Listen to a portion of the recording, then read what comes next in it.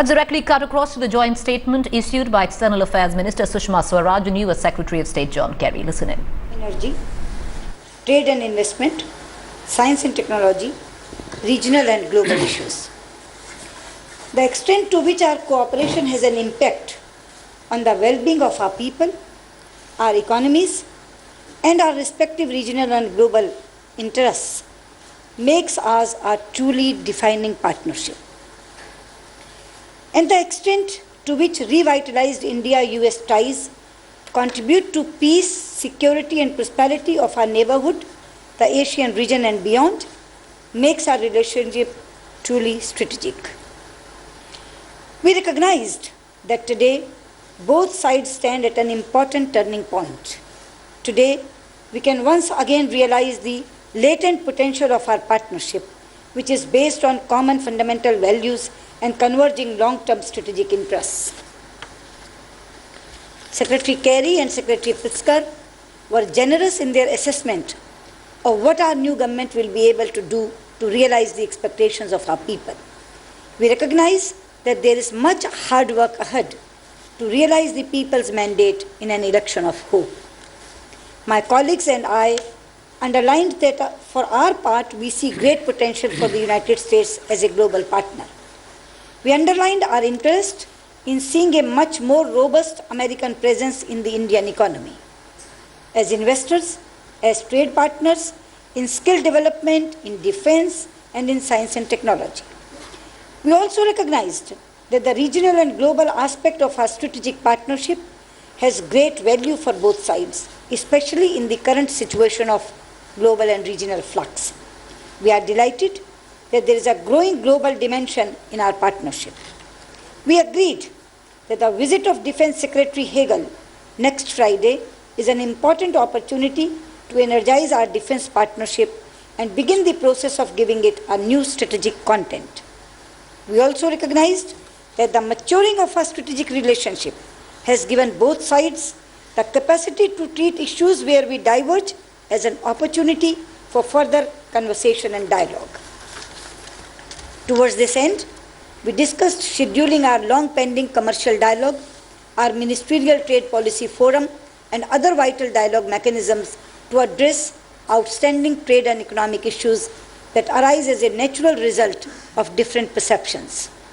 Today, at the conclusion of this fifth strategic dialogue, we can take satisfaction in the fact that within the few years since we raised our relationship to a strategic plane, our bilateral dialogue has an all-of-government character.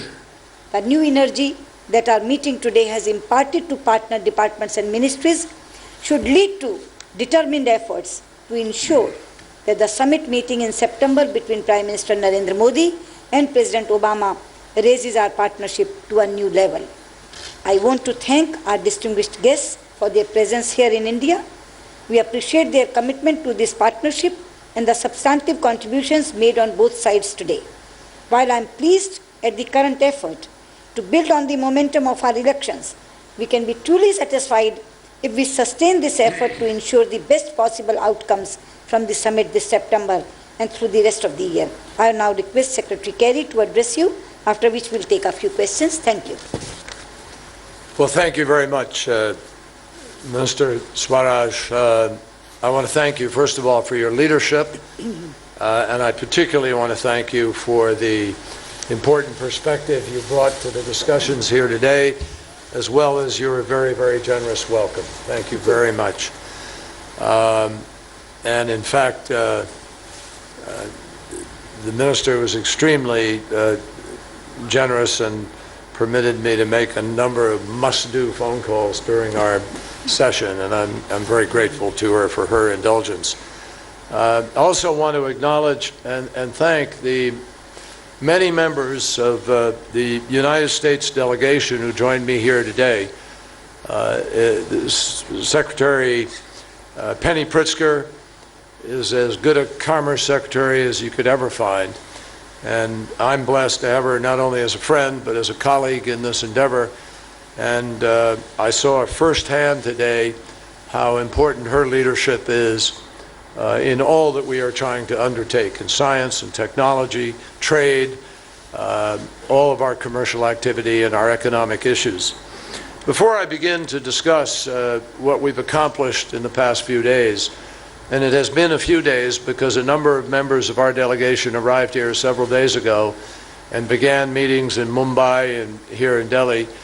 So there have been a lot of conversations taking place leading up to today. But I particularly wanted to share on behalf of President Obama and the United States our condolences with the families and the loved ones of the dozens of men and women who lost their lives in the Pune mudslide. There are many who remain missing. I know the Indian government is investing enormous resources and effort in order to engage in the recovery effort, and the United States certainly is prepared to do anything that we might be able to if indeed help was needed. I have been coming to India for many years. I've come here many times. In fact, I remember traveling here at the end of the Cold War, and it was a moment when nerves were still raw and suspicions still lingered. But as a senator, I began to see how the relationship could quickly change, and in fact did. When I began to travel to Delhi, Mumbai, and Bangalore with executives from companies in high-tech industries or in aerospace, it was very clear to me the breadth of the potential of the relationship between India and the United States, the potential of a real partnership. And I feel today, particularly after these 2 days of in-depth discussions, that the moment has never been more ripe to deliver on the incredible possibilities of the relationship between our nations. Now that India's new government has won an historic mandate to deliver change and reform, together we have a singular opportunity to help India to meet its challenge, to boost two-way trade, to support South Asia's connectivity, to develop cleaner energy, to deepen our security partnership in the Asia-Pacific and beyond. The United States and India can and should be indispensable partners for the 21st century. Of course, delivering on the potential of this moment is the key. The words are easy. It's the actions we need to take that will really define the relationship in the days ahead. And I think it's safe to say that I said to the Foreign Minister that we all have a lot of homework to do coming out of this meeting. Many bilateral initiatives that will continue, but clearly an importance to put specifics on the table for the trip of Prime Minister Modi to Washington in September to meet with President Obama. I think we share a clear understanding of where we can begin. The new government's plan for Sabka Saath, Sabka Vikas, together with all development for all, is a concept and a vision that is not unlike that expressed by President Obama, and it is one that we support wholeheartedly. Our private sector is very eager to be a catalyst for India's development, and our government will enthusiastically support those kinds of development efforts. The opportunities are really clear, and they're quite dramatic. American companies lead in key sectors that India wants to grow in: high-end manufacturing, in infrastructure, in healthcare, and in information technology. Still, we know we have a lot of work yet to do in breaking down barriers to trade and in encouraging the talent that we both have to be able to go to work. By limiting those obstacles, which we talked about over the course of these 2 days, whether they're tariffs or price controls or preferential treatment for certain products in large, influential markets, we can build a more competitive market as well as build the bridges of opportunity that our young people in both of our countries want so much. When 10 million Indians enter the workforce each year, The Indian government clearly understands this imperative.